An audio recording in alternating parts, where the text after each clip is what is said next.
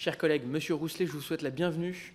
Je vous remercie de vous être rendu disponible rapidement pour répondre à nos questions en tant que président de l'un des premiers groupes de taxis à Paris, la G7. Vous le savez, à partir du 10 juillet 2022, plusieurs membres du Consortium international des journalistes d'investigation, l'ICIJ, ont publié ce qu'il est désormais convenu d'appeler les Uber Files. S'appuyant sur 124 000 documents internes à l'entreprise américaine datés de 2013 à 2017, cette enquête a dénoncé un lobbying agressif de la société Uber pour implanter en France, comme dans de nombreux pays, des véhicules de transport avec chauffeur, VTC, venant concurrencer le secteur traditionnel du transport public particulier de personnes réservé jusqu'alors aux taxis. Dans ce contexte, notre commission d'enquête a deux objets. D'une part, identifier l'ensemble des actions de lobbying menées par Uber pour pouvoir s'implanter en France, le rôle des décideurs publics de l'époque et émettre des recommandations concernant l'encadrement des relations entre décideurs publics et représentants d'intérêts. D'autre part, pour ambition d'évaluer les conséquences économiques, sociales, environnementales du modèle Uber, de l'ubérisation en France et les réponses apportées et à apporter par les décideurs publics en la matière. Dans la mesure où vous étiez l'un des premiers concernés, bien sûr, par l'implantation de la société Uber et plus largement l'essor des VTC, il nous a paru naturel de vous auditionner pour que vous puissiez nous donner votre analyse à la fois de l'évolution du secteur du transport public particulier de personnes depuis 2014, des méthodes de lobbying de la société Uber, des vôtres en comparaison qui ont fait l'objet d'une couverture médiatique importante et des conséquences du modèle Uber aujourd'hui sur le secteur des taxis et sur votre entreprise. Nous serions très intéressés d'avoir votre retour d'expérience sur cette période et sur le nouveau paysage concurrentiel dans lequel vous évoluez, ses conséquences économiques, sociales et environnementales. Donc, outre votre réaction aux révélations à ces sujets, est-ce que vous pourrez nous indiquer comment votre groupe s'est adapté à la concurrence des plateformes de VTC? Quelle est aujourd'hui la situation du secteur des taxis sur le marché de la réservation préalable et sur le marché de la maraude? Combien y a-t-il de taxis aujourd'hui à Paris et en France? Le nombre de VTC, si vous pouvez l'estimer, et la part évidemment de votre entreprise dans ce secteur. Plus largement, nous souhaiterions également connaître vos recommandations sur l'avenir de votre secteur d'activité. À titre d'exemple, j'ai noté récemment que la plateforme Uber propose désormais des services de taxi en plus des VTC. Qu'en pensez-vous? Avez-vous été consulté? Quel est l'impact sur votre profession? Par ailleurs, un projet de directive européenne relatif à l'amélioration des conditions de travail via les plateformes prévoit une présomption réfragable de salariat pour l'ensemble des travailleurs des plateformes. Est-ce que vous pensez que cette réforme, si elle a été votée, aurait un impact sur le fonctionnement des plateformes VTC et sur l'offre sur le marché de la réservation préalable? On aura d'autres questions sur l'encadrement du secteur des représentants d'intérêt, du lobbying, mais je laisserai ça pour les échanges avec mes collègues et moi-même. Je vous rappelle que cette audition est ouverte à la presse, elle est retransmise en direct sur le site de l'Assemblée nationale. Et avant de vous laisser la parole pour vous présenter en quelques minutes et entamer les échanges sous la forme de questions-réponses, je vous rappelle que l'article 6 de l'ordonnance du 17 novembre 1958 relative au fonctionnement des assemblées parlementaires impose aux personnes auditionnées par une commission d'enquête de prêter serment, de dire la vérité, toute la vérité, rien que la vérité. Je vais donc vous inviter à lever la main droite, activer votre micro et dire « je le jure ». Je le jure. Merci, Monsieur Rousselet, je vous laisse la parole. Merci, je sais que le temps est compté. Je vous remercie de me recevoir en tant que président de la société de taxi G7 et aussi en tant que président de l'Union nationale des industries du taxi, qui est le principal syndicat patronal de la filière taxi. Cette audition est pour moi l'occasion d'apporter mon éclairage et vous parler avec passion du taxi, un métier dont on peut être fier. Je tiens ici à saluer le formidable travail des chauffeurs de taxi qui ont su s'adapter face à une concurrence violente et souvent déloyale. Aujourd'hui, nous avons probablement à Paris les meilleurs taxis du monde. Bravo aux chauffeurs. C'est d'autant plus important de le dire qu'il y a 10 ans, certains prédisaient la disparition du taxi. Aujourd'hui, ils sont non seulement plébiscités par leurs clients, mais ils apparaissent comme un modèle à copier par tous nos concurrents. Je tiens à préciser que le taxi est une activité historique ancrée dans le tissu local, qui crée des emplois durables, qui contribuent aux finances publiques. G7 est une entreprise française avec une double mission, améliorer la mobilité pour tous et faciliter le quotidien des chauffeurs de taxi, augmenter leurs revenus. G7 crée des emplois en France, G7 paie ses impôts en France, que ce soit ses actionnaires, ses salariés, ses chauffeurs affiliés. Mais nous devons au quotidien nous battre contre un géant américain qui contourne les règles, qui a construit un modèle d'emploi précaire et d'optimisation fiscale ne contribuant pas ou peu à la solidarité nationale. Si le taxi est un modèle de transparence, c'est loin d'être le cas de ses concurrents. Lorsque vous prenez des taxis, la qualité est au rendez-vous, pas de surprise sur le prix, peu importe l'heure, peu importe la météo. La profession est très attachée au compteur, le taximètre, aussi bien en maraude qu'en réservation. Permettez-moi maintenant de rappeler quelques éléments sur les deux activités de taxi au sein du groupe Rousselet. D'une part, le groupe détient 800 licences de taxi qu'elle exploite dans le cadre d'un garage. Ces licences ont été achetées en 1960 au constructeur Simca. Cela représente moins de 4% de l'ensemble des taxis parisiens. D'autre part, G7 est une centrale de réservation qui anime une communauté d'environ 10 000 chauffeurs de taxi affiliés. Ces chauffeurs indépendants réalisent environ 50% de leur activité avec G7. En contrepartie, ils payent une redevance fixe mensuelle d'environ 300 €, soit à peu près 5% du chiffre d'affaires que G7 leur envoie. L'autre moitié de l'activité de ces 10 000 chauffeurs de taxi affiliés chez G7 est réalisée en maraude, dans la rue, en station ou avec leur clientèle privée. La part de marché de G7 sur cette deuxième activité, c'était un de vos points en préambule, est de l'ordre de 12% du marché du T3P, du transport particulier de personnes. Je veux à présent revenir, si vous le permettez, sur un cadre réglementaire, car G7 est très attaché à l'application d'un règlement taxi, qui est à la fois rassurante pour les clients et protectrice pour les chauffeurs, et avec laquelle la profession peut assurer sa mission de service public. En effet, le taxi est une profession réglementée avec des droits et des devoirs. L'élément le plus structurant est l'autorisation de stationnement, communément appelée la licence. Elle est essentielle pour organiser le partage de l'espace public urbain, aussi bien en zone dense que garantir un service de bonne qualité en zone peu dense et d'assurer au public un service de qualité en maraude, dans la rue, en gare et en aéroport.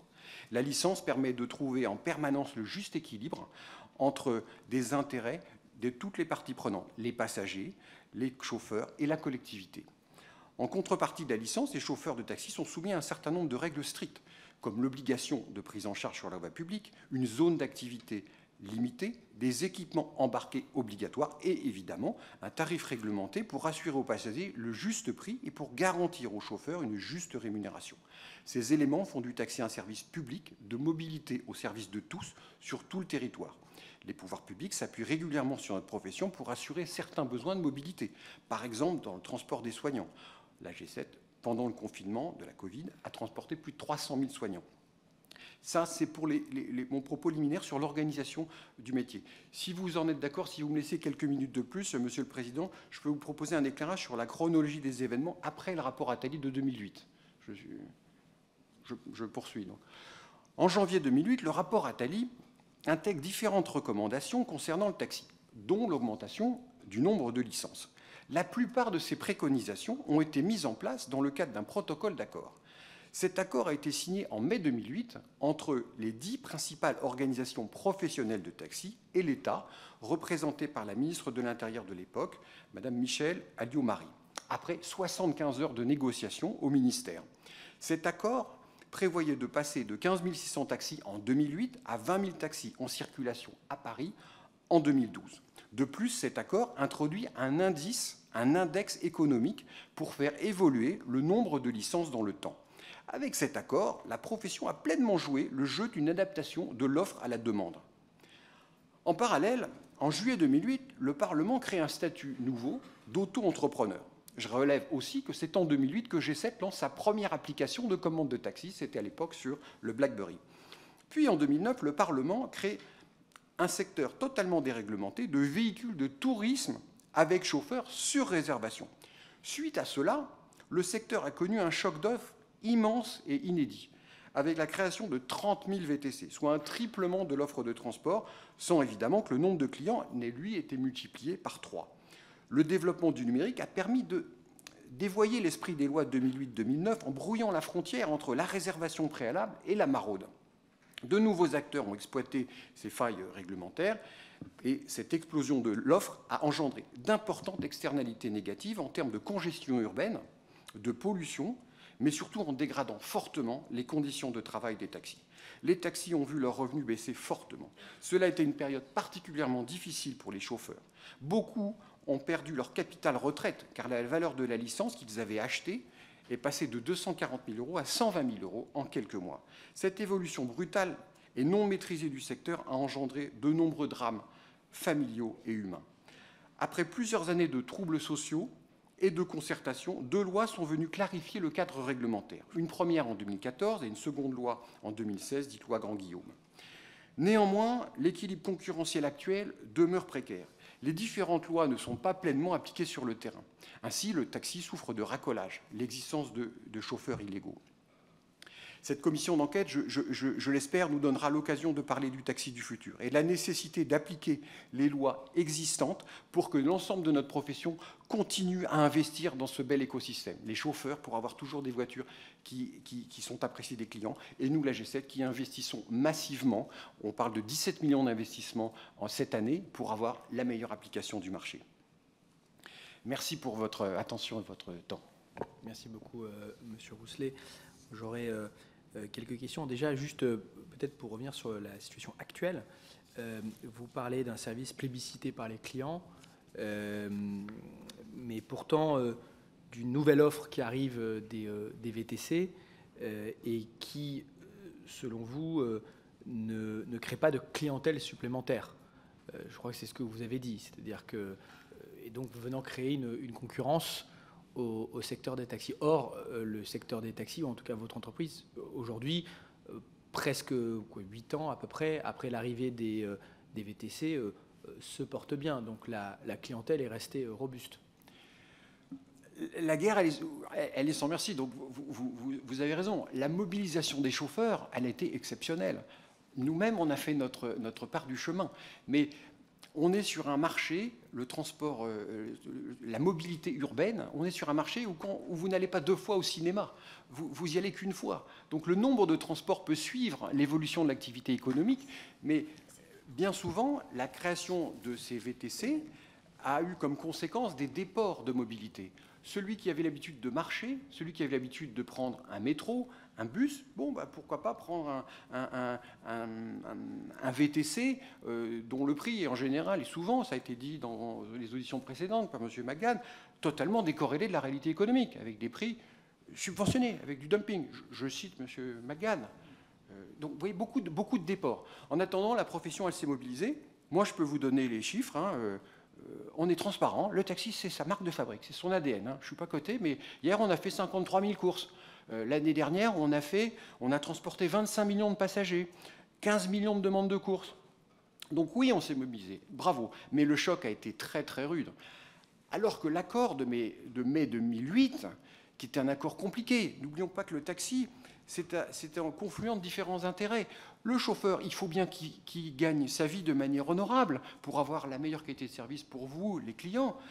En même temps, il ne faut pas qu'il y ait trop de bouchons, de congestion urbaine. Sinon, le temps que vous allez gagner pour avoir un mode de transport, vous allez le perdre dans le transport lui-même. Donc attention à la collectivité. Donc vous voyez, c'est en fait des intérêts compliqués à gérer. Et c'est pour ça que nous, notre préconisation, dans le cadre de l'accord de 2008, a toujours été de dire mesurons la demande, fixons un indice d'activité et augmentons le nombre de taxis si nécessaire, ou baissons-le d'ailleurs en cas de crise. Et la loi de 2014 et la loi de 2016 rendent les licences incessibles. Et ça veut dire que quand il y a un chauffeur qui part en retraite, eh bien on peut enlever la licence du marché. Toujours dans cette idée de maintenir un revenu honorable pour les chauffeurs, qui est aussi un intérêt du client, pour avoir des voitures renouvelées, une sécurité du transport.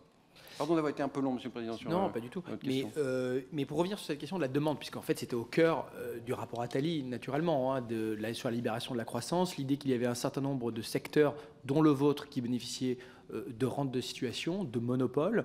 Plusieurs états de presse font état, par exemple, d'une situation quasiment unique en France comparée au marché étranger, d'un quasi-monopole de la G7 sur les taxis parisiens, ce qui serait une situation à peu près sans équivalent sur des marchés comparables. Beaucoup d'études économiques, d'articles de presse, ça a été aussi le propos de M. Attali quand on l'a reçu il y a quelques semaines, souligner une sous-représentation, une offre inférieure en taxi à Paris comparée à les exemples sont connus, New York ou Londres. Est-ce que vous ne pensez pas tout simplement que les VTC sont venus répondre à cette demande? Alors peut-être qu'effectivement ça a entraîné une transformation des mobilités, mais une transformation qui avait l'air d'être souhaitée en tout cas par le consommateur.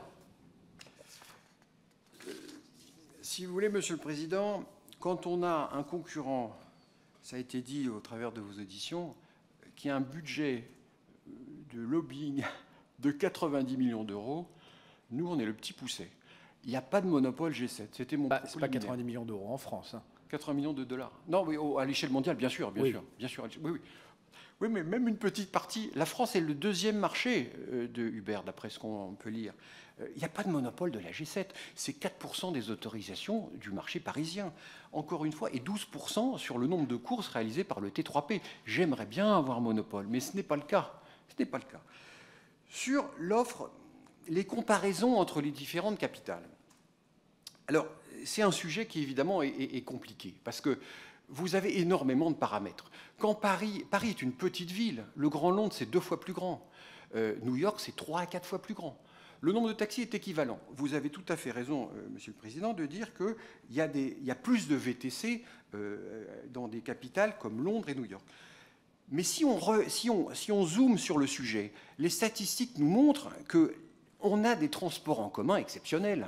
Il n'y a pas d'équivalent à Londres, il n'y a pas d'équivalent à New York. On a évidemment à votre disposition tous les chiffres. On a bien évidemment travaillé là-dessus. Bon. Oui, bien sûr, mais sur une grande ville, en fait, sur 3-4 fois la surface. Mais vous savez, même New York a mis un numerus clausus sur les VTC, tellement il y avait de dommages collatéraux. La chaussée, on a mis à Paris 30 000 véhicules de plus. Mais la chaussée, personne n'en parle. Mais c'est dévastateur pour la chaussée. Nous, les taxis, on paye. On paye au travers de la licence, au travers des taxes. On paye les dommages qu'on fait à la chaussée. Pourquoi notre concurrent, il ne fait pas la même chose? Bon. Vous allez me dire, déjà, s'il payait des impôts en France, on serait ravis, hein, parce qu'on a pu suivre au travers des auditions précédentes que les montages dans lesquels il y a une société néerlandaise avec un rescrit, nous, on paye 100% de nos impôts en France. Voilà. C'est un écosystème local, patriote, et on est fiers de notre profession. Mais la concurrence est rude. Mais je ne vous parle pas de nombre total, parce que vous avez raison, effectivement, Londres est une ville plus grande. En fait, il faudrait compter peut-être Paris à la première couronne, naturellement. New York, il y a la question de savoir si on parle de Manhattan, mais aussi Brooklyn. Mais là, je vois un article du Monde, par exemple, qui date de l'époque de 2016, qui dit aujourd'hui 4 à 5 fois moins de taxis et de VTC, en 2016, par habitant à Paris qu'à Londres et à New York. Et c'était au cœur du débat sur le rapport Attali. Vous avez dit que la plupart des recommandations du rapport Attali ont été appliquées, mais pas l'augmentation du nombre de licences. Il y a eu la voie vers Charles de Gaulle, effectivement, qui a fait augmenter, mais très en deçà du nombre de licences. On parlait de 8000 licences qui étaient nécessaires, je crois, très en deçà, 1300. Donc, est-ce que vous pouvez nous dire quelles mesures précisément du rapport Attali ont été appliquées? Ma question, vous comprenez bien, c'est de savoir si on n'était pas quand même, avant l'arrivée des VTC, dans une situation d'un secteur qui était très régulé, qui avait le même nombre de licences dans les années 2000 que dans les années 1930, avec une demande qui s'était adaptée, qui était croissance, avec une demande potentielle qui était très forte, et que les VTC ont su exploiter une fois leur arrivée sur le marché.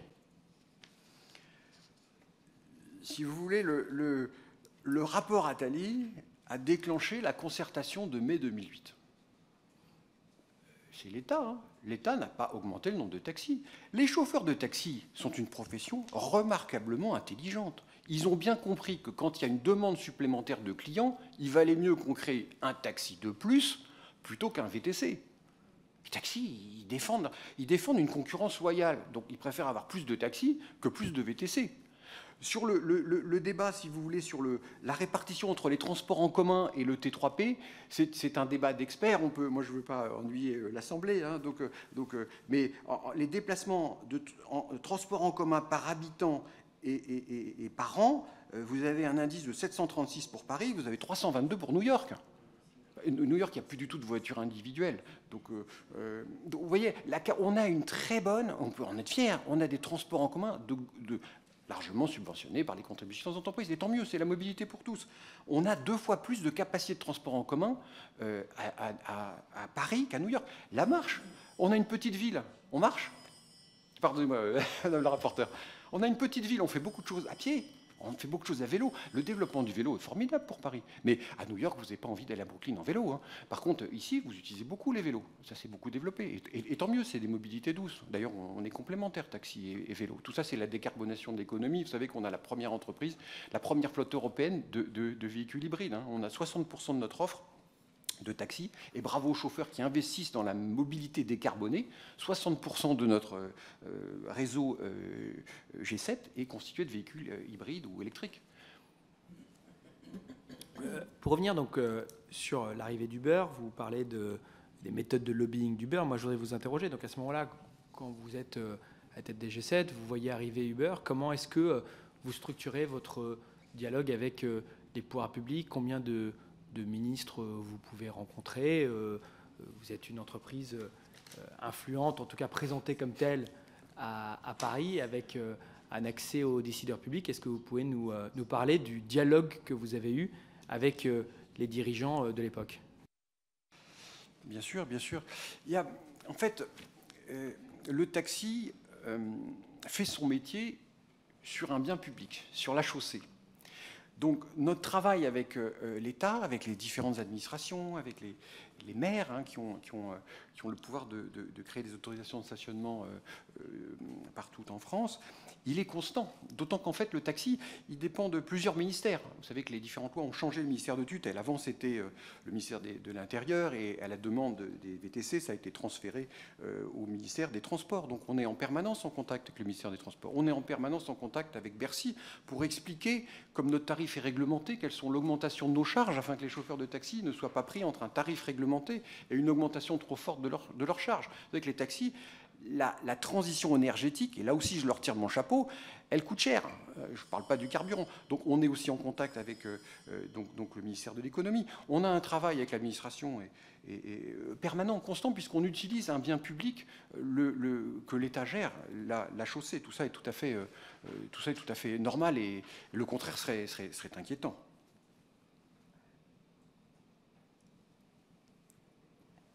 Oui, et donc est-ce que vous pouvez nous détailler un peu le type de contact que vous aviez eu? Est-ce que, par exemple, durant cette période, quel type de ministre? Est-ce que vous rencontrez ou échangez avec le président de la République? Est-ce que vous rencontrez en direct, en tête-à-tête ou en petit comité les différents ministres concernés?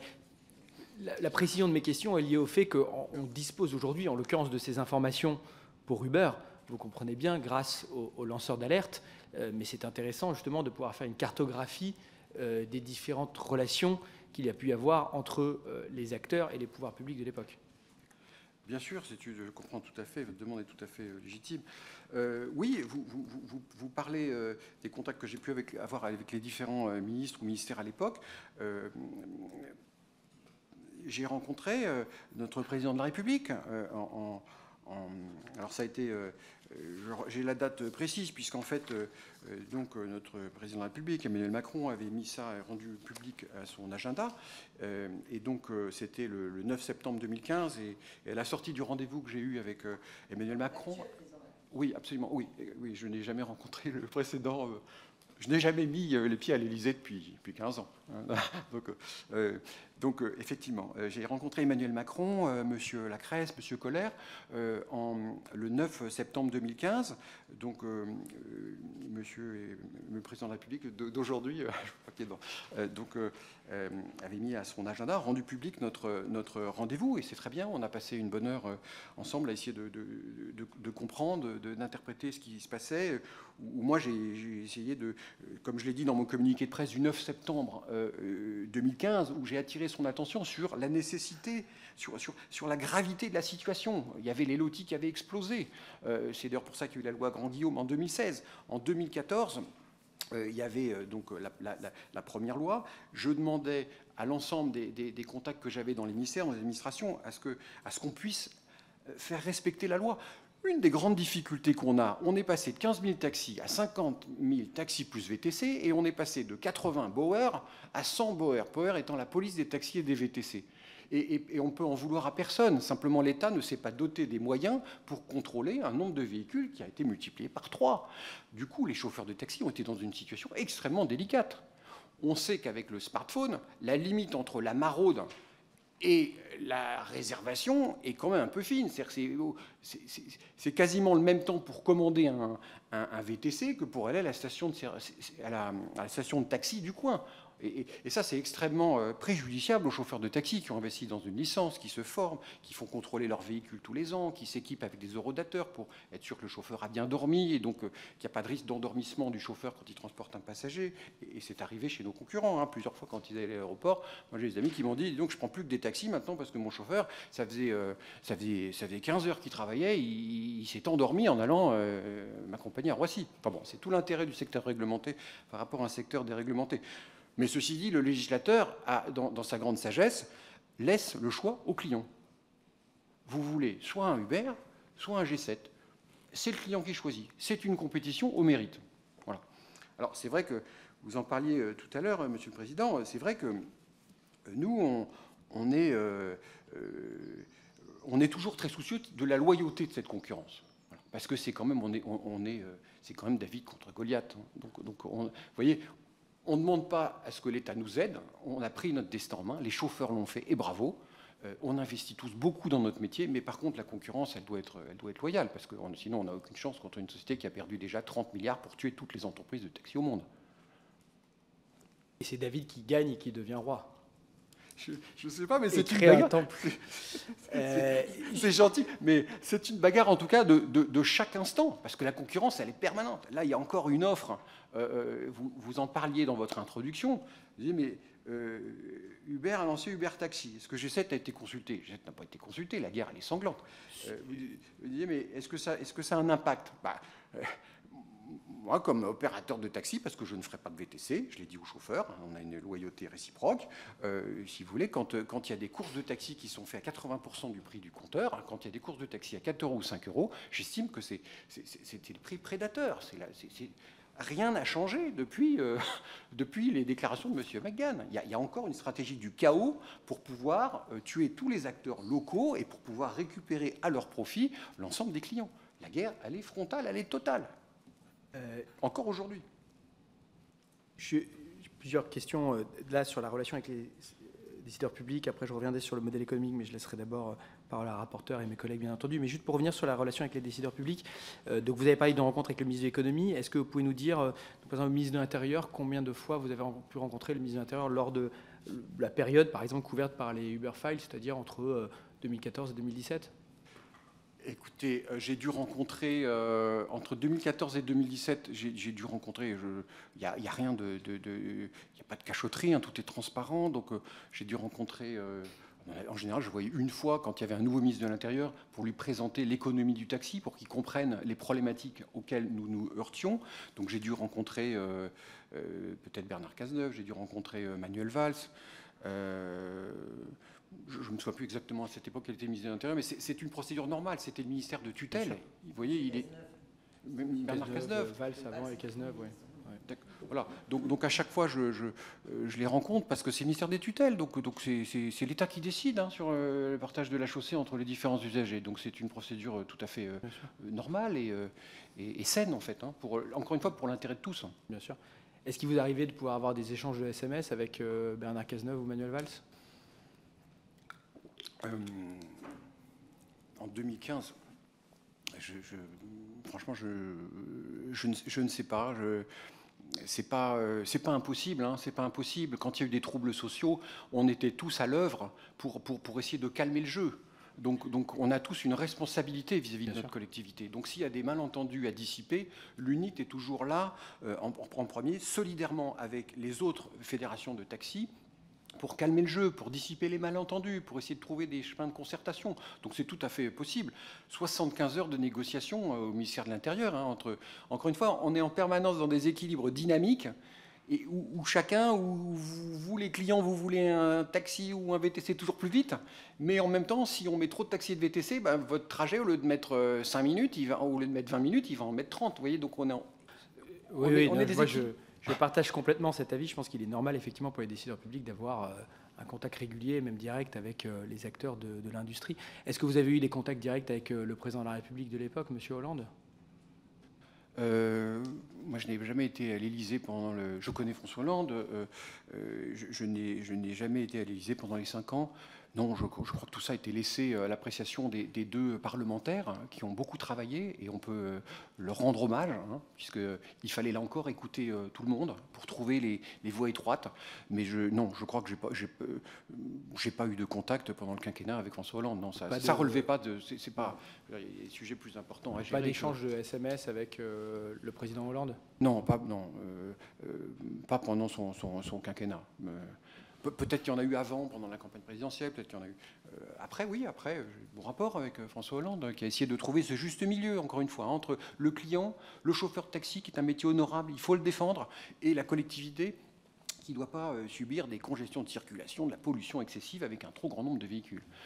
Et donc les deux parlementaires, M. Thévenoud, M. Grand-Guillaume, auxquels vous faites référence, là vous avez eu des échanges qu'on pourrait qualifier de réguliers, d'épisodiques avec ces députés? J'ai été auditionné, comme beaucoup d'autres acteurs du monde du taxi, pour trouver ces équilibres. Oui, bien sûr. Oui. J'ai vu aussi d'autres députés pour leur expliquer la situation du taxi. C'est un micro-sujet, mais en même temps compliqué quand même. Hein. Donc il faut un tout petit peu rentrer dans les détails. Et chaque fois qu'il faut le faire, je le fais. On est à la disposition de l'État, puisqu'on utilise la chaussée dont vous êtes responsable de la gestion et l'arbitrage entre les différents usagers, dont les taxis ne sont qu'un des usagers. Est-ce qu'il est déjà arrivé au Taxi G7 de proposer des amendements à des parlementaires dans le cadre des différentes lois dont on parle, Thévenoud ou Grand-Guillaume? Alors, sans doute c'est l'UNIT, hein, c'est l'Union nationale des industries du taxi. Oui, bien sûr que c'est arrivé, bien sûr. D'accord. Bien sûr. Donc, vous n'avez pas eu de difficulté pour défendre votre point de vue, ou en tout cas avoir accès aux décideurs publics pour pouvoir défendre votre point de vue durant cette période? Non, pas plus hier qu'aujourd'hui, et je pense demain. Nous avons la chance d'être un pays libre, démocratique, et donc on partage les informations, et toutes les personnes qui veulent s'informer sont les bienvenus. On est à la disposition de l'État et de ses représentants. Bien sûr. J'aurai d'autres questions après, mais je laisse à la rapporteure et puis après à nos collègues. Madame la rapporteure, pardon. Ah, pardon. Merci. Voilà, sinon je ne peux pas ouvrir le mien. Monsieur Rousselet, que ce soit en tant que directeur de G7, mais plus encore dans le cadre de l'UNIT, vous étiez de fait, comme d'autres organisations syndicales de taxi, en lien avec les deux ministères préoccupés par la problématique du T3P, à savoir le ministère de l'Intérieur et le ministère des Transports. Donc il était normal que dans ce cadre, vous ayez eu nombre de relations et d'échanges, et tout à fait officiels, avec négociations. Vous rappeliez les 75 heures dans le cadre de l'accord 2008. Comment avez-vous vécu les révélations des Uber Files qui ont montré que pendant cette période-là, alors que vous n'avez eu qu'un seul rendez-vous avec Emmanuel Macron, alors ministre de l'économie, et qui n'avait pas dans son champ de compétences la problématique des transports et de la sécurité sur la voie publique.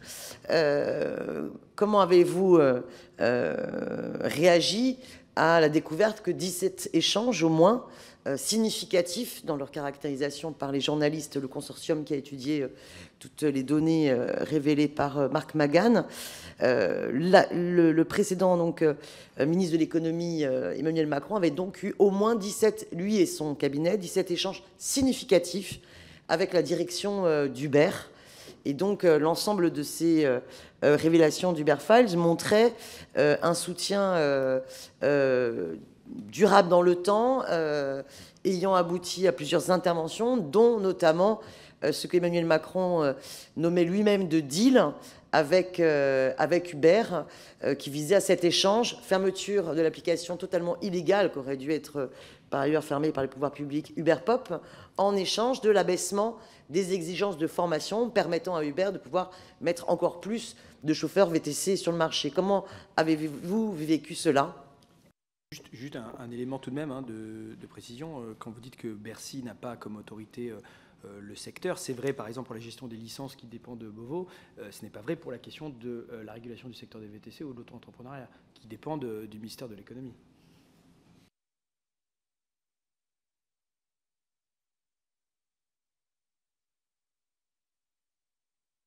je vais prendre les questions dans l'ordre, si vous me permettez. Comment on a vécu les Uber Files?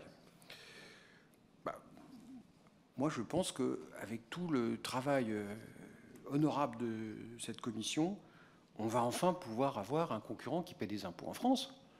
Parce que c'est vrai que quand vous avez les journalistes du Monde qui vous disent que gérer la relation avec les chauffeurs n'est pas possible avec quelques courriels depuis les Pays-Bas, quand un autre journaliste du Monde, dans les premières auditions que vous avez menées, nous explique le montage dans lequel on laisse à Uber juste 8,5% de son chiffre d'affaires pour juste faire un petit peu de bénéfices pour qu'il soit fiscalisé en France, mais pas trop, parce que tout doit partir aux Netherlands, à Uber BV, aux Pays-Bas. Mais moi, je suis ravi. C'est-à-dire que si, encore une fois, on peut avoir une concurrence loyale sur le même terrain d'égalité, super. Mais je sais que ça ne va pas être facile. Hein. Mais moi, cet aspect-là, j'y vois une vraie opportunité. Il n'y a pas de raison que quand on fait des bénéfices sur des clients français, on ne paie pas d'impôts en France. C'est bien l'État français qui paye les chaussées qui permettent à cette entreprise d'opérer. Voilà. Alors, deuxième question. Je n'ai pas répondu à votre question, Madame la rapporteure. Merci. La deuxième question. Mais Bercy a un rôle sur le micro-entrepreneuriat, les VTC. Bien sûr, encore une fois, je ne souhaite pas minimiser le rôle de tel ou de tel ministère. Il se trouve que nous, les chauffeurs de taxi, on n'est pas auto-entrepreneurs. Nous, on contribue massivement à la solidarité nationale. Quand j'ai entendu dans les auditions précédentes qu'on estime à 800 millions de chiffre d'affaires non déclarés par les VTC, mais c'est terrifiant. Parce que nous, les chauffeurs de taxi, on paye nos impôts, nos charges en France. On contribue à la solidarité nationale. Donc là encore, j'espère que cette commission, vous êtes aux commandes, va permettre, là encore, une source de concurrence déloyale. J'espère que là, on va pouvoir... On a les métiers équivalents sur la réservation. Ben, j'espère que tout le monde va payer les mêmes charges. Moi, tous les ans, le Bercy me demande le chiffre d'affaires de la G7 qu'on a envoyé aux chauffeurs de taxi. Et c'est normal, et c'est bien. Et on a besoin de ça, parce qu'il faut que l'État ait les moyens d'avoir plus de policiers, plus d'infirmières. C'est la solidarité nationale. Moi, je suis un patriote. Donc, c'est un réflexe, on n'arrive pas à l'avoir nous non plus, alors que les auditions ont commencé depuis longtemps. C'est très intéressant votre réaction, parce que en fait, on a donc un ministre de l'économie, ministre de Bercy, qui a donc beaucoup de rendez-vous, de rencontres, d'échanges directement ou membres de son ministère avec la plateforme Uber. Mais visiblement, ces rencontres ne portent pas sur l'ensemble des infractions à notre droit, qu'il s'agisse du droit du travail, qu'il s'agisse du droit du travail et URSSAF, qu'il s'agisse de la fiscalité, des impôts, de la TVA. Voilà, ces échanges ne sont pas sur la régularité, mais sont des échanges qui facilitent, a priori, son implantation et son développement en France, et du coup aggravent la déloyauté, enfin la concurrence déloyale. C'est ce que vous soulevez, en fait, comme problématique. Ce que je voudrais voir aussi avec vous, c'est que néanmoins, nous avons l'adoption de la loi Grand-Guillaume, avec notamment son article 2. Cet article n'est toujours pas appliqué. Quel regard portez-vous sur déjà la longueur la longueur dans le temps qu'il y a pu y avoir entre l'adoption de la loi Grand-Guillaume et la parution de ces décrets d'application, et sur l'absence d'application réelle, puisque nous n'avons, à ma connaissance, toujours pas l'ensemble des données précises des côtés VTC, et les commissions en préfecture qui étaient censées se mettre en place éclairées par l'ensemble des données. Pouvez-vous nous dire si, selon vous, elles ont eu lieu et de manière satisfaisante?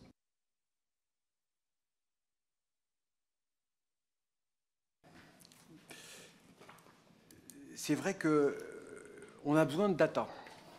C'est justement tout le discours des taxis. Nous, on n'est pas contre pour augmenter le nombre de taxis si le nombre de clients augmente. Donc plus que jamais, on a besoin de data. Et d'ailleurs, dans le communiqué de presse que j'avais fait suite à la rencontre avec notre président de la République actuelle, j'avais dit mais montons un observatoire. Et ça a été repris par la loi Grand-Guillaume. Après, qu'il y ait des délais. C'est pas facile. Hein. C'est quand même, là, je pense qu'on a tous intérêt à avoir des datas, mais c'est pas facile. Parce que très vite, bon, d'abord, quand il y a des sociétés qui, quand elles sont contrôlées, débranchent les ordinateurs, c'est compliqué de savoir le nombre de véhicules. Hein. Bon, j'ai suivi avec intérêt l'audition précédente. On ne peut pas vous dire combien il y a de livreurs. Moi, je vous dis, moi, j'ai 9700 taxis affiliés à Paris, j'ai fait 53 000 courses hier. C'est normal qu'on vous rende des comptes parce qu'on dépend de votre arbitrage sur l'usage de la chaussée. Donc, ce que je voudrais simplement dire, donc cet observatoire, je pense que tout le monde en est d'accord. Hein, la loi Grand-Guillaume qui a créé l'observatoire a été votée unanimement par les deux chambres. Simplement derrière, il y a des difficultés techniques réelles. Par exemple, la loi sur la protection des données. Ça peut, en dehors de la possibilité d'avoir les informations de sociétés qui sont implantées à l'étranger. Bon, en dehors de cet aspect-là, qui est un aspect réel. Derrière, il y a des sujets sur la protection des données.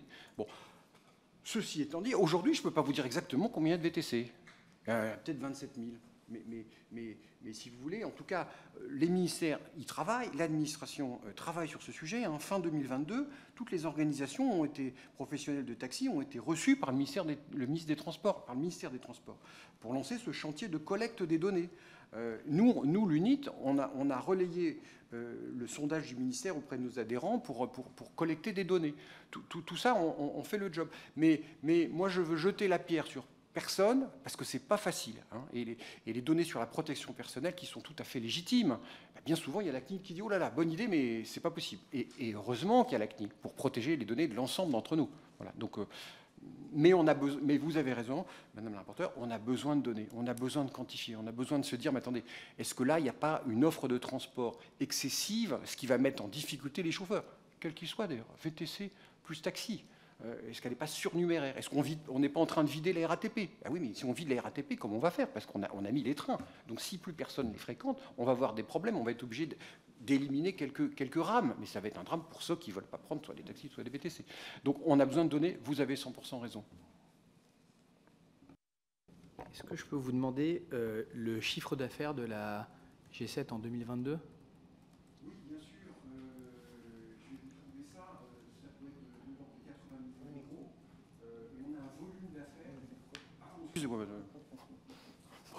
On a un chiffre d'affaires consolidé qui doit être de 80 millions d'euros et on doit avoir un volume d'affaires, un volume de courses de l'ordre de 500 millions d'euros. Voilà, ça doit être à peu près les grands chiffres. On va passer un mail là pour avoir le chiffre précis. Nos comptes sont déposés. Mais on doit être de l'ordre de 80 millions d'euros. Hein.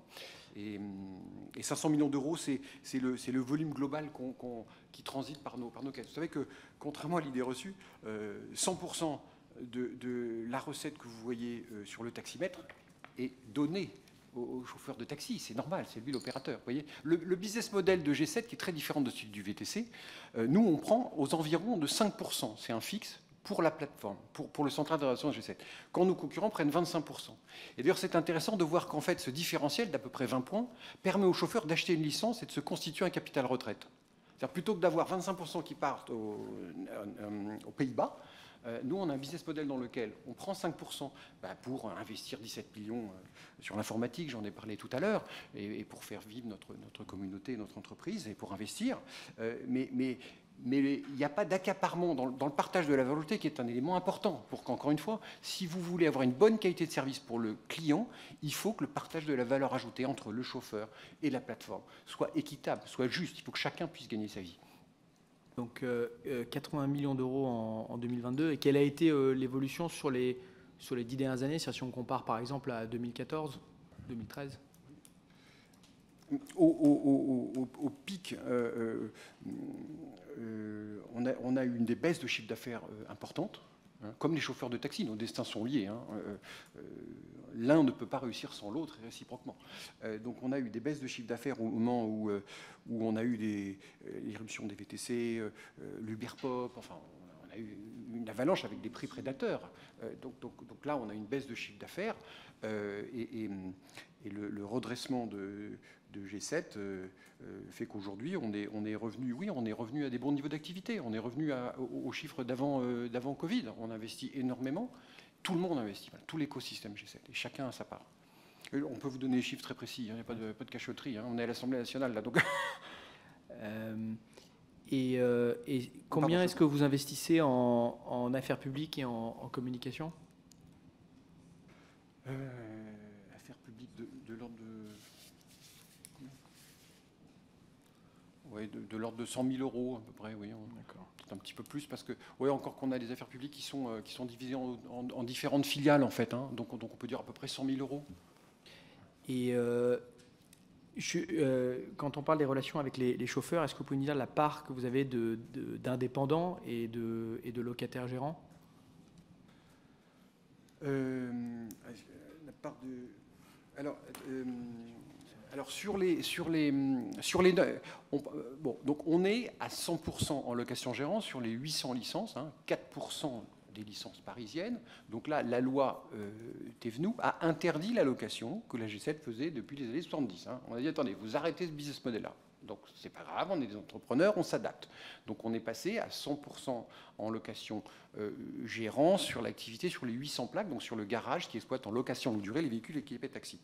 Maintenant sur la deuxième activité, qui est le central de réservation taxi, on n'a pas de statistiques très précises là-dessus. On doit avoir peut-être la moitié des licences exploitées dans notre filiale qui sont adhérents aussi au central de réservation. À peu près la moitié, 400 ou 500 peut-être.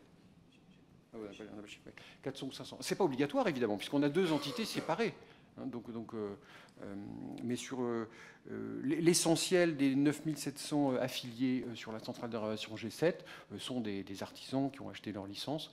Et il doit y avoir, je vous dis, peut-être 400 licences qui sont propriétés de la deuxième filiale de taxi. Mais le reste, c'est vraiment majoritairement des artisans. D'accord. Et quelle part la location de licence représente dans votre bénéfice?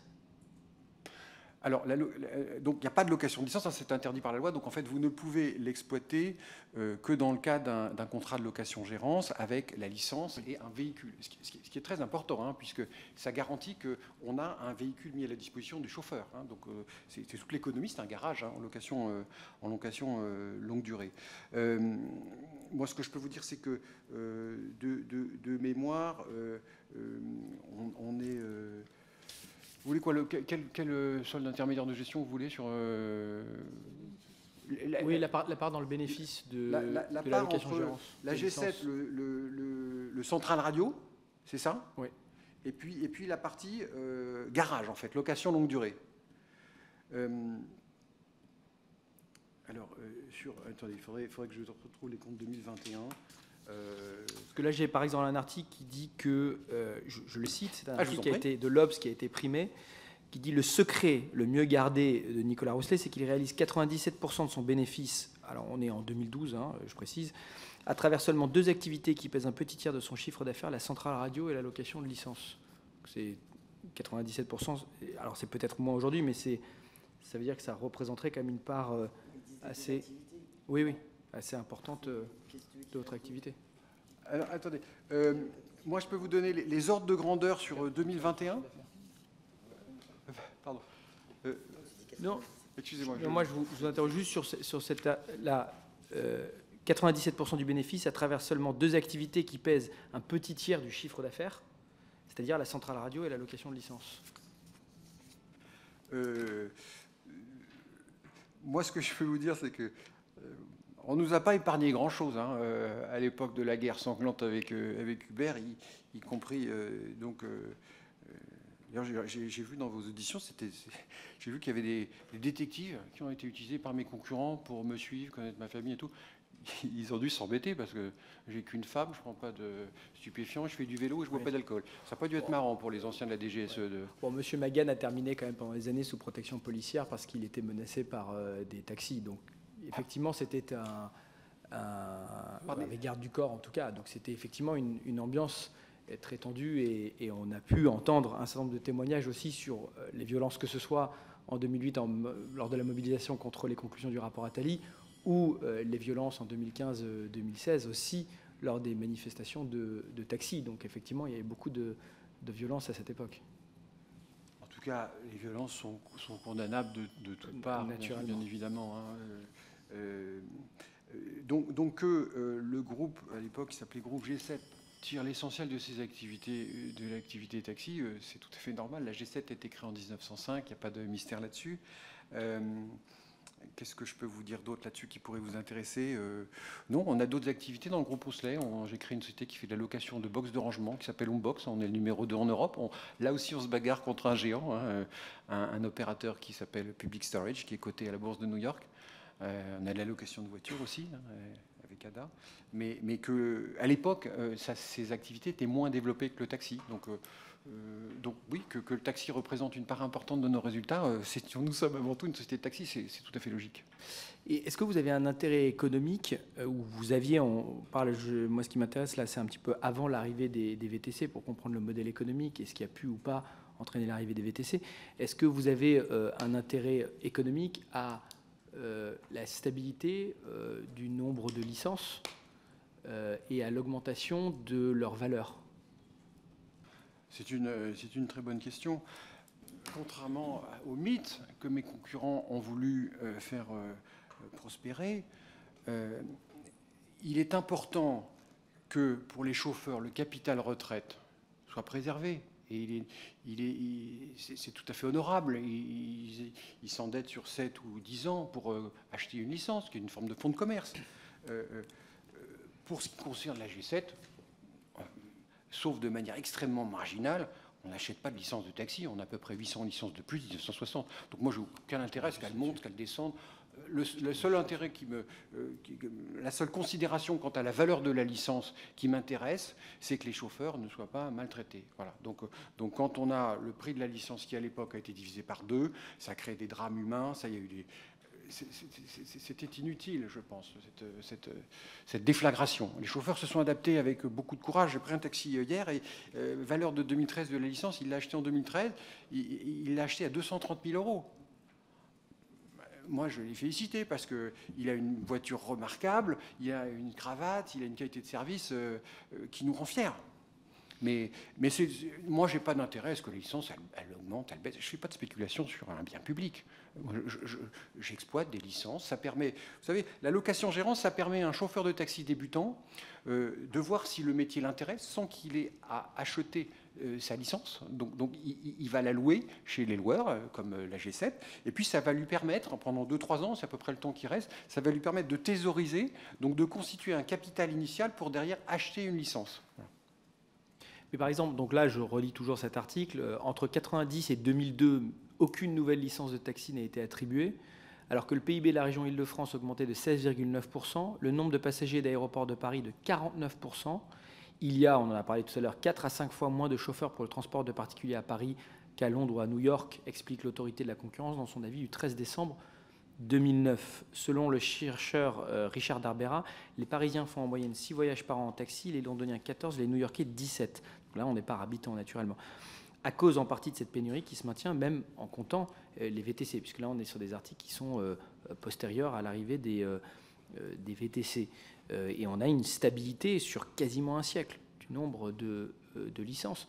Donc, moi, je voudrais vous demander, est-ce que la G7 a pu faire du lobbying, et je ne trouve pas ce terme d'ailleurs péjoratif, hein, je tiens à le préciser, hein, c'est-à-dire est-ce que vous avez eu des échanges avec des décideurs publics, par exemple lors du rapport Attali et avant, sous la fin de la présidence de M. Mitterrand, la présidence de M. Chirac, pour plaider en faveur d'une stabilité des licences, alors que l'autorité de la concurrence, avec un certain nombre d'économistes à ce moment-là, demandait plutôt une augmentation du nombre de licences pour répondre à la demande.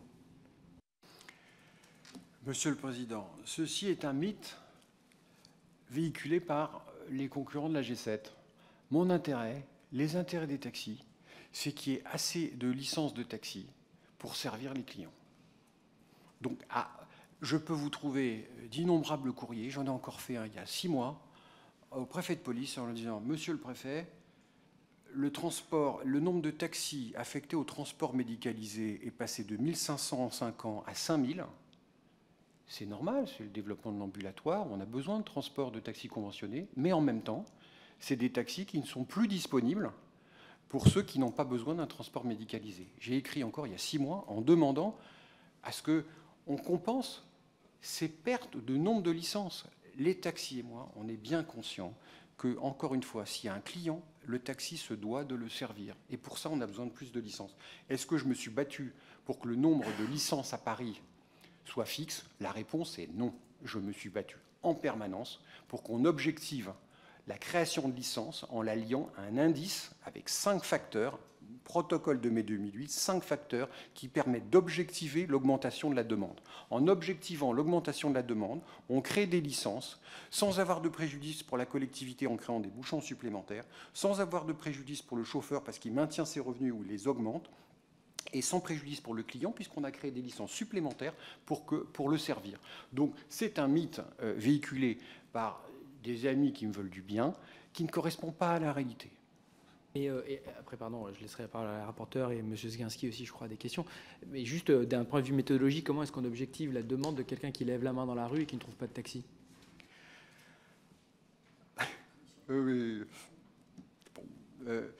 L'indice d'activité. Je pense que je parle d'une expérience qui était quand même assez courante à Paris il y a une dizaine d'années. En fait, je vais vous dire, le taxi est un secteur qui n'est pas subventionné. Ce n'est pas un métro où vous avez 75% du billet qui est payé par la collectivité, par les entreprises. Et tant mieux, c'est bien qu'on le fasse. Donc le taxi, il doit gagner sa vie. Donc il faut qu'il y en ait suffisamment et pas trop. Est-ce qu'il y aura assez de taxis quand il pleut, à verse, ou que la demande de taxi est multipliée par 3 instantanément et l'offre de taxi est divisée par 2 parce qu'au lieu d'être à 15 km/h, on est à 7, il n'y en aura jamais assez. C'est comme Air France, si vous voulez que Air France ait le bon nombre d'avions pour partir à la Guadeloupe à Noël. Il n'y aura jamais assez d'avions. Donc ça, dissipons tout de suite ce malentendu. Est-ce que néanmoins, on ne peut pas adapter le nombre de licences à l'évolution de la demande? La réponse est oui. L'accord de 2008 a fixé 5 critères. Un critère sur le PIB de la région Île-de-France, un critère sur le nombre de nuitées à Paris, un critère sur les passagers gare aéroport. Il y a 5 critères. Et ça, finalement, vous voyez, au lieu dans chaque permanence se dire mais est-ce qu'on crée des licences, est-ce qu'on en a... Objectivons la demande. Il y a plus de clients. Nous, les taxis, on est d'accord pour mettre plus de licences. Au contraire, les taxis seront loyaux dans leur concurrence. Oui, mais après l'accord de 2008, il y a des journalistes de l'époque qui font état de ce qu'ils appellent une pantalonnade du gouvernement suite à la mobilisation des taxis. L'accord de 2008, c'est un recul du gouvernement après une mobilisation, après des blocages, et qui ne se traduit pas par une augmentation des licences qui était proposée. Et M. Attali, j'espère ne pas trahir ses paroles, mais je crois que M. Attali a été assez explicite sur le fait que ces recommandations n'ont pas été suivies des faits. M. Attali,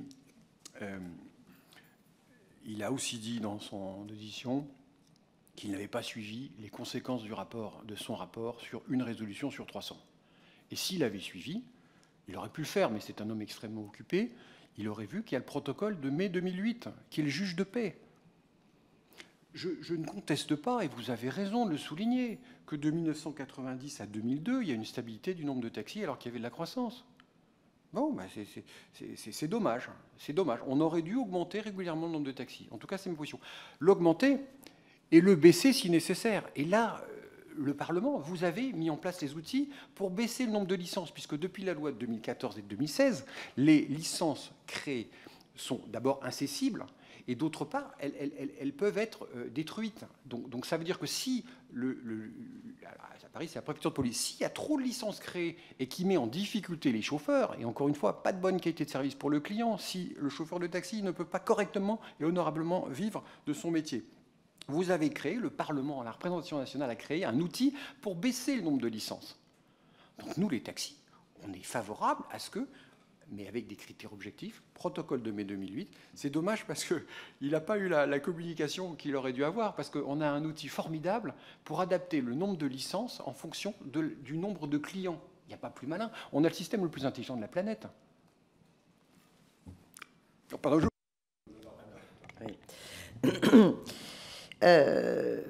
Au niveau des préfectures, normalement, doit se négocier, se discuter justement cet écart entre l'offre et la demande. Et je pense que la loi Grand-Guillaume, dans son article 2, devait justement permettre qu'il y ait une collecte des données et de pouvoir avoir un cadre de négociation possible avec l'ensemble des acteurs du T3P sur le différentiel entre la demande et les données collectées. Or, ça n'est toujours pas mis en application, donc on n'a toujours pas cette possibilité de travailler de manière objective sur ces éléments-là. Parallèlement, les lois non seulement ne sont pas appliquées, mais la plateforme Uber est toujours dans l'illégalité sur plein d'aspects. Je voudrais, Monsieur le Président, quand même vous rappeler une chose pour rebondir sur les interrogations que vous avez posées, que là, dans la loi sur les Jeux Olympiques, le gouvernement vient de décider de créer 1000 licences supplémentaires en les conditionnant aux entreprises de plus de 10 licences, excluant de ce fait l'ensemble des locataires gérants qui sont sur liste d'attente pour accéder à ces licences non cessibles, hein, de manière unilatérale, et donc faisant le jeu des sociétés de taxi, notamment la G7, qui ont les capacités de pouvoir récupérer ces licences, au détriment justement de celles et ceux qui souhaitent accéder au statut d'artisan et donc sortir du statut de locataire-gérance. Parce que, croyez-moi, Monsieur Rousselet, l'ensemble des locataires gérants ne voient pas de manière aussi positive ce statut que vous, et c'est normal, vous êtes les uns et les autres dans un rapport total asymétrique, puisque vous pouvez tirer du profit de ce statut de locataire gérant, quand eux, lorsqu'ils accèdent au statut d'indépendant et d'artisan, ils n'ont plus à payer la location de leur licence et de leur véhicule. Bien, ceci étant dit, aujourd'hui, la situation dans laquelle nous sommes fait que Monsieur Attali, j'aurais voulu vous faire réagir là-dessus, Monsieur Attali, quand nous l'avons auditionné, il dit la chose suivante: si ces recommandations ont amené à la création du statut de VTC et du statut d'auto-entrepreneur, au regard du développement de l'ubérisation, lui-même tient un discours aujourd'hui qui est de dire il faut que la directive présomption de salariat à l'échelle européenne puisse aboutir, il faut soutenir cela, et il dit le statut d'auto-entrepreneur est détourné par Uber parce que les chauffeurs VTC ne sont pas des vrais indépendants. C'est le discours qu'il tient. Que pensez-vous de la situation, vous, et que pensez-vous de cette directive présomption de salariat qui se discute en ce moment au niveau des institutions européennes et dont la recommandation est adoptée par le Parlement européen? Alors, Madame la rapporteure, le rapport asymétrique avec les chauffeurs en locataires gérants, c'est mes clients, il faut quand même qu'il a... C'est mes clients, donc bon, peut-être qu'on ne trouvera pas de terrain d'entente là-dessus, mais j'essaye néanmoins. Mais si vous voulez, aussi bien sur l'activité centrale de réservation que l'activité de location-gérance des 800 plaques, moi, je dois satisfaire mon client. Donc, c'est normal, c'est le dialogue social, hein, qui pense que nous, on loue trop cher et que moi, j'estime que je loue pas assez cher parce que j'achète les voitures plus chères. C'est le jeu normal de toute entreprise. Il y a des commissions de concertation et c'est très bien. En attendant, nos véhicules, hein, puisqu'en fait, la location de véhicules, on a intérêt à ce qu'elles soient louées. Hein. Et ça n'a pas été le cas quand il y a eu le drame de l'épidémie où la société est passée en perte, hein, parce qu'on n'avait plus de clients, parce que les chauffeurs étaient dans une grande difficulté, jusqu'à ce que l'État mette en place on peut que s'en féliciter, des dispositifs d'amortissement de cette crise. Et ça a été fait avec beaucoup d'efficacité pour avoir le bon outil taxi plus VTC en sortie de crise, encore ici. Hein. Donc, sur les licences PMR, évidemment, à votre disposition, si vous voulez qu'on en discute, pour ne pas prendre trop de temps dans cette audition. Je crois que la CMP qui est passée hier a enlevé le seuil des 10 personnes morales. Tant mieux. Comme patriote, moi, ce qui m'intéresse, j'ai un sujet, c'est comment est-ce qu'en septembre 2024, pour les JO handisport, on fait en sorte qu'on ait assez de véhicules équipés PMR pour pas que la France soit ridicule. Voilà. J'ai que ce sujet-là. Je suis demandeur de rien du tout. Voilà. Mais c'est ça notre sujet. Et je crois qu'on a, et d'ailleurs c'est souvent le cas avec les syndicats de taxi, où on doit parler, où on doit échanger, où on doit travailler ensemble pour trouver une voie là-dessus. Une voie. Moi, je ne suis pas là pour avoir des coupe-fils sur quoi que ce soit, des avantages, quels qu'ils soient. Je ne suis pas demandeur. On ne demande rien, nous. On fait notre travail d'adaptation d'entrepreneur. Mais on a un sujet. C'est avoir le transport pour personnes à mobilité réduite pour 2024. Ce n'est pas un sujet simple. Voilà. Mais en tout cas, la CMP qui a eu lieu hier a enlevé le seuil des 10. On est demandeur de rien du tout. Hein. Mais par contre, on se sent investi d'une mission parce que il faut que les personnes à mobilité réduite... Vous savez que c'est un combat qui me tient particulièrement à cœur. Hein. Moi, j'ai lancé des transports à mobilité réduite en 2004. C'est d'ailleurs extrêmement difficile de motiver les chauffeurs de taxi pour transporter des personnes à mobilité réduite. On a 200 véhicules aujourd'hui équipés, et pourtant on met 10 € sur chaque course que nos affiliés G7 PMR de notre poche font pour transporter une personne à mobilité réduite. On a un vrai sujet là-dessus. Et le président de la République a dit mais il nous faut 1000 PMR pour les JO. Et il a raison.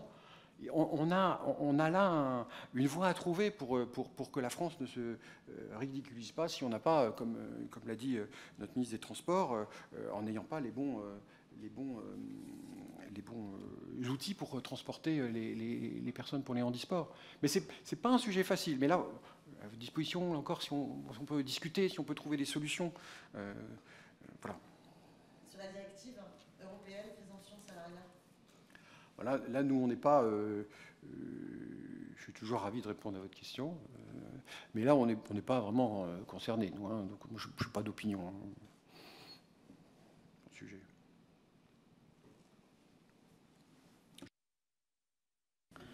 Et donc, attendez-vous des pouvoirs publics concernant la poursuite donc, de la plateforme Uber, des manquements quand vous faites état à plus d'un titre sur la situation de concurrence déloyale. D'ailleurs, est-ce que vous avez saisi la Haute Autorité de la concurrence à ce niveau-là? Et qu'attendez-vous du coup des décideurs publics vis-à-vis de la poursuite des plateformes Uber, je dis de manière générique, hein, puisqu'il y en a plein d'autres depuis?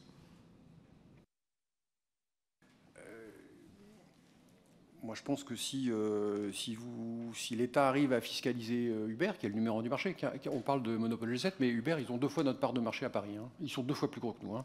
Donc moi, je pense que si on arrive à les fiscaliser, ça créera un petit budget pour qu'il y ait plus de moyens de contrôle. L'autorité de la concurrence a été auditionnée par vous. C'est vrai que dans un avis de 2014 ou de 2015, elle rappelait, sur un sujet de 15 minutes de préalable de réservation, elle rappelait que c'était un problème de pouvoir de police. Et en fait, c'est ça dont on a besoin. Parce qu'il faut être bien conscient que dans les gares et dans les aéroports, la réputation de notre beau pays, elle est entachée par des VTC illégaux, qui n'ont pas de carte, qui essaient d'attraper les clients à la sortie, qui font des tarifs à la tête du client. Donc fiscalisons Uber, et à partir de là, ça va créer un budget pour passer de 100 bauers à 250 bauers. Et là, on aura beaucoup moins de zones de friction entre les taxis, les VTC, et une image pour les touristes français améliorée.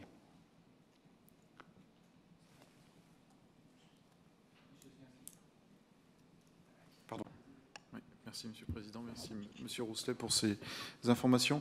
J'aurais d'abord une question moi, sur la stratégie de votre entreprise. Diriez-vous qu'elle a évolué suite à l'arrivée de ces plateformes, que les investissements massifs que vous nous avez présentés dans le numérique au début de votre intervention, donc ces investissements ont-ils été guidés par l'évolution du marché sur lequel vous opérez et l'arrivée donc de ces plateformes? Et un autre point concernant l'avantage concurrentiel que peuvent avoir les taxis par rapport à la situation des licences. Quel est votre avis sur la question? Faut-il faire évoluer cet avantage concurrentiel, c'est-à-dire donner peut-être un peu plus d'avantages aux taxis, ou bien à l'inverse, voilà, faut-il travailler sur le statut des VTC ou des auto-entrepreneurs? Enfin, quelle est votre position là-dessus? J'ai bien compris que fiscalement, vous vouliez que les choses s'améliorent, mais est-ce que sur les autres enjeux, donc hors fiscalité, en termes d'avantages concurrentiels pour les taxis ou les VTC, est-ce qu'il y a des améliorations de votre point de vue qui sont possibles, voilà, qui sont nécessaires? Merci. Oui, oui, vous avez raison. La concurrence, quand elle est loyale, elle est saine pour le marché. Hein, donc nous, vous avez vu, l'écosystème G7, on ne fuit pas la concurrence, on s'est remonté les manches et on a beaucoup investi. Et quand elle est loyale, et c'est vrai que je parlais tout à l'heure des dépenses informatiques, c'est colossal. Hein, il y a 5 ans, c'était encore 3, 4, 5 millions par an de dépenses informatiques. Cette année, ça va être 17 millions. Ça va être des informaticiens un peu partout à Chypre. On a une SS2I aussi qui a 25 informaticiens. Donc oui, l'application, Internet, on ne s'en rend pas compte, mais c'est devenu maintenant une industrie lourde. Et heureusement qu'on gagne de l'argent, parce que sinon, tout aurait été laminé. Heureusement qu'on fait des bénéfices. Parce qu'il faut les sortir, les 17 millions. Je vous prends un exemple là-dessus.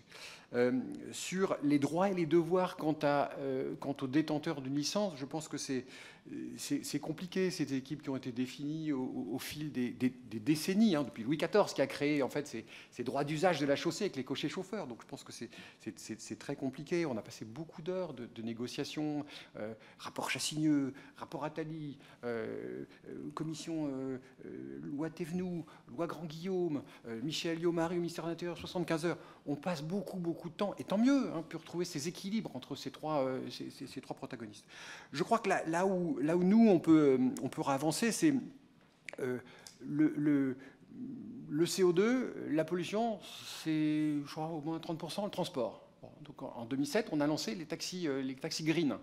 Moi, j'ai écrit à Paris à tous les maires d'arrondissement en leur disant « Mettez-nous une charge rapide dans les stations de taxi, qu'on puisse amorcer, poursuivre le verdissement des flottes en passant à l'étape suivante, l'électrique. » Aujourd'hui, c'est très compliqué. Vous savez pour l'instant, on n'a pas de véhicule, par exemple, pour les familles. Vous avez des sujets sur les ZFE. Pour les familles, on n'a pas de vannes qui permettent de transporter des familles. Et il vaut mieux quand même un seul taxi plutôt que 2. Ça pollue quand même moins. Donc un taxi de 6 places plutôt que 2 taxis. Bon, on a des vrais sujets là-dessus. Mais qui sont des sujets qui... la représentation nationale peut faire bouger les choses, mais qui ne sont pas des sujets simples, mais qui sont réels. Nos concitoyens, ils nous demandent d'améliorer la qualité de l'air. Et ils ont raison. Mais vous voyez, par exemple, l'électrique, comment est-ce qu'on va plus vite dans l'électrification du parc roulant? On ne peut pas se satisfaire de la situation actuelle. Nous, on n'a pas de véhicules disponibles. Il n'y a pas de constructeur qui nous donne les 350 km d'autonomie, par exemple, pour un van ou pour un... C'est le même véhicule que pour les familles et pour les personnes à mobilité réduite. Vous voyez, comment est-ce que là, on peut affecter des ressources de l'État pour accélérer le verdissement des flottes en allant plus vite sur l'électrique?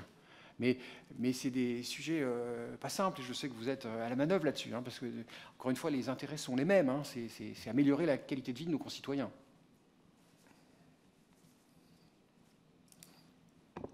J'ai juste une ou deux autres questions, puis après... Ah, Madame Rouleau, pardon, je vous en prie.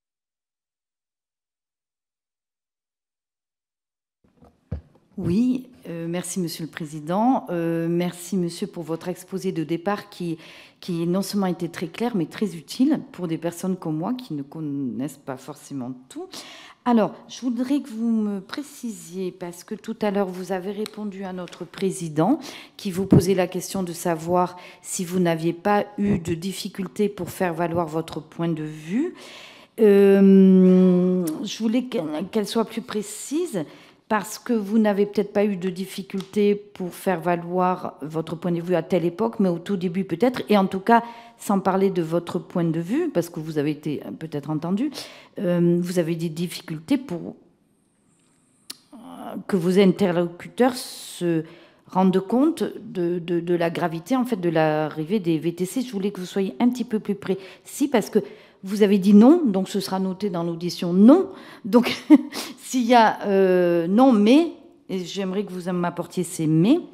Donc, sur ça, la question que vous avez posée, donc, Monsieur le Président. Ensuite, vous avez dit il y a en fait 2 lois en 2014 et en 2016 qui ont prévu des choses, mais qui ne sont pas appliquées. Donc là, j'aimerais savoir qu'est-ce qui n'est pas appliqué et qu'est-ce que vous voudriez qu'il soit appliqué en priorité, que prévoyaient ces lois. Et troisième question, et là, je ne connais pas bien, donc vous avez parlé du protocole de 2008, donc je ne sais pas bien ce qu'il contenait, et est-ce que vous diriez que lui n'a pas été du tout respecté ? Je ne sais pas si ma question est judicieuse, la troisième. Vous préciserez. Merci. Merci, Madame la députée. Non, partager la gravité de la situation des chauffeurs de taxi avec les pouvoirs publics, désolé si j'ai mis un « mais », c'est moi qui me suis mal exprimé. Non, c'est justement... Ah oui, non, j'ai pas de « mais ». Moi, j'ai toujours, en bonne intelligence, travaillé avec les représentants de l'État et après, qu'on ne soit pas tous du même avis, c'est normal. Hein. Après tout, chacun joue son rôle et tous les rôles sont respectables. Mais j'ai pas eu de... Non, on a vraiment pu échanger, pu partager. L'État a mis beaucoup de bandes passantes pour écouter la profession. Moi, j'ai pas de... que les lois de 2014 et 2016, elles ont été équilibrées, mais chacun a dû faire des sacrifices. Hein. Y compris G7. Hein, quand vous faites un métier depuis 30 ans et qu'on vous dit, bah, attendez, à partir dans 6 mois, l'allocation c'est terminé, ça sera forcément l'allocation gérance. Bon, ok, il y a 100 personnes dans le garage, qu'est-ce qu'on fait, quoi ? On arrête tout bon, voilà. Donc, mais c'est le principe même des lois, c'est d'être équilibré. Mais en tout cas, il n'y a pas de mais. On a toujours été écoutés, pas toujours entendus, c'est normal, mais écoutés. Sur ces fameuses lois de 2014-2016, attendez, là aussi, merci de vous poser la question pour clarifier les ambiguïtés éventuelles. Elles ont été appliquées, les lois. Hein. Elles ont été appliquées. Madame la rapporteure, à juste titre, nous a parlé de cet observatoire qui traîne un peu sur l'article 2, et vous avez raison de le souligner. Et j'ai essayé de préciser que ce n'était pas si simple. C'était pas si simple. Voilà. Mais je n'y vois pas de malveillance d'où que ce soit. Voilà. Donc, si on doit préciser pourquoi la loi, qu'est-ce qui n'est pas appliqué à la loi de 2014-2016, j'ai un peu envie de vous dire, c'est presque mon problème, c'est presque la loi de 2009 qui crée des véhicules de tourisme avec chauffeur devenus des véhicules de transport avec chauffeur qui doivent être sur réservation. L'injustice dont souffrent les chauffeurs de taxi, c'est qu'avec les smartphones, c'est plus rapide d'avoir un véhicule avec son pouce qu'en allant à la station. Donc il dit, attendez, on est floué, on a acheté une licence, et puis regardez, ça ne me donne pas un avantage de plus par rapport au VTC, alors que ça me donne des devoirs supplémentaires. Donc c'est normal qu'il ne soit pas content. Voilà. Donc, mais c'est là où, comme l'autorité de la concurrence l'a dit, il y a un vrai sujet sur les pouvoirs de police. Vous ne pouvez pas avoir le nombre de policiers équivalents que vous contrôliez 15 000 véhicules et 30 000 et 50 000. Voilà. C'est un sujet important. Hein. N'oublions pas que la G7, on transporte 25 millions de personnes par an. C'est-à-dire que la régulation, c'est pour protéger le passager, c'est pour protéger le client. Hein. Ce n'est pas pour protéger les intérêts d'un tel ou un tel. C'est protéger le touriste japonais avec le compteur. Bon. Le protocole de 2008...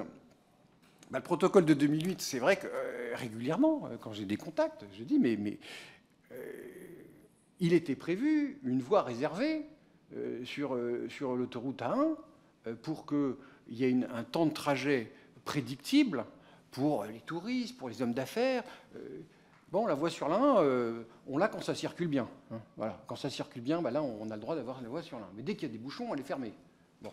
Donc, vous voyez, c'est un des éléments.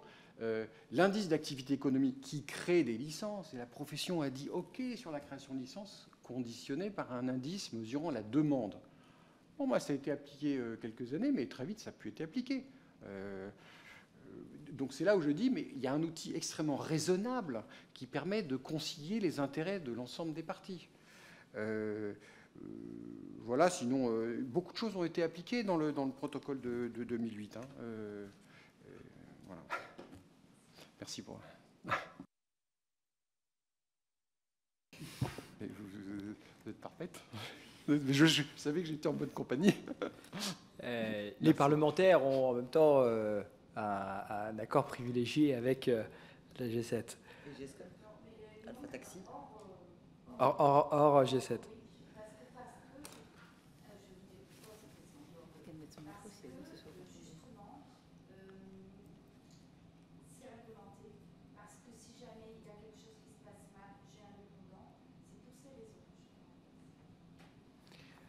Bon choix. Moi, j'ai juste quelques dernières petites questions, et je sais qu'on a déjà dépassé l'horaire. Je vous en remercie de votre disponibilité. Est-ce qu'au moment des mobilisations de taxis contre les VTC, les grandes mobilisations qu'on a pu voir en 2014, 2015, 2016, est-ce que Taxi G7 a financé certaines des manifestations, des mobilisations de chauffeurs? Alors ça, c'est pas tout à fait notre ADN. Hein. Non, financer des manifestants, c'est pas. Non, on n'a pas financé on n'a pas financé de manifestants. Non, on paierait des manifestants pour qu'ils sèment la zizanie. Est-ce que et les taxis bleus ou l'UNIT? Non, aucune société. Non, on ne paye pas des manifestants. On ne paye pas des manifestants. Je n'ai pas payé de détective privé pour espionner Uber et l'ensemble de ses représentants. D'accord. Et c'est pas notre intérêt. Hein. Pardon, Monsieur le Président, si vous me permettez. Nous, les taxis, on vit grâce à des environnements pacifiés. Hein. Donc les manifestations, c'est du perdant pour tout le monde. Hein. Le chauffeur, en général, il travaille moins, il a un risque de véhicule endommagé, il ne peut pas servir ses clients, donc ils ne sont pas contents. Non, la manifestation, il y a pu avoir lieu des manifestations, personne ne le conteste. C'est le désarroi des chauffeurs dont la retraite a pu être divisée par 2 en quelques mois. Donc, bon. D'accord. On a parlé tout à l'heure des licences de taxi. Je veux juste une précision parce que vous avez vraiment mis l'accent sur le fait que vous ne spéculiez pas sur les licences de taxi, que s'il y a une couverture médiatique qui était erronée sur ce sujet. Le rapport Thévenoud faisait état de spéculation sur les licences de taxi. Donc, moi, je voudrais vous demander si vous ne le faisiez pas, qui spéculait à ce moment-là sur l'augmentation de la valeur des licences de taxi, puisqu'on le sait, hein, sur les 15-20 ans qui ont précédé l'arrivée des VTC, les licences de taxi ont leur prix, leur valeur ont augmenté de façon considérable, en grande partie liée à ce dont on parlait tout à l'heure, c'est-à-dire le fait qu'aucune nouvelle licence n'était attribuée alors que la demande augmentait. Donc qui, selon vous, lorsque le rapport Thévenoud fait état de spéculation sur les licences, à qui pense-t-il? Moi, je pense que, si vous voulez, quand le chauffeur de taxi, c'est un entrepreneur, donc quand il achète une licence, donc un fonds de commerce, et qui représente sa retraite, et que quand il part en retraite, il vend son actif, mais enfin, appeler ça de la spéculation. Encore une fois, ce qui est déterminant, c'est qu'il puisse vivre d'un revenu. Vous voyez, à un moment, on a pu entendre faut garantir le prix des licences et autres. C'est pas seulement ça, c'est pas un problème seulement de patrimoine, c'est un problème de revenu. S'il y a trop de véhicules sur la chaussée, le chauffeur ne peut pas vivre de son métier parce que les clients ne sont pas extensibles à l'infini. Donc, parler de spéculation, non, un chauffeur de taxi, il achète une licence, un fonds de commerce et il la revend quand il prend sa retraite. S'il fait un bénéfice parce que la licence a augmenté, je dirais tant mieux pour lui, il a pris son risque. Hein. Et une dernière question, pardonnez cette question plus personnelle, mais j'entends juste une application purement économique. Mais vous parliez de l'impact négatif qu'a eu, en tout cas les premières années, l'arrivée des VTC sur le marché des taxis. Et donc cet impact sur à la fois les bénéfices et le chiffre d'affaires de la G7. Selon le magazine Challenge, votre fortune personnelle a augmenté de, je pense, près de 80% à ce moment-là, ou 70%, entre 2012 et 2017. Est-ce que c'est décorrélé à ce moment-là de l'activité de la G7, ou est-ce que finalement la G7 s'est quand même plutôt bien portée durant la période que nous examinons? Écoutez, moi, je suis un entrepreneur, donc mais bien sûr que je lis Challenge toutes les semaines, c'est un très bon magazine économique, mais honnêtement, je vois pas ce dont vous parlez entre 2012 et 2017. Ma fortune a augmenté de 82%. Alors, bonne nouvelle, mais je ne suis pas perçu. Mais 2012, et encore une fois, hein, n'y voyez pas d'implication morale ou quoi que ce soit. Hein, mais en 2012, on parle de 160 millions d'euros. En 2017, 250 millions d'euros. À un moment où votre secteur est censé être mis en difficulté par l'arrivée de nouveaux acteurs.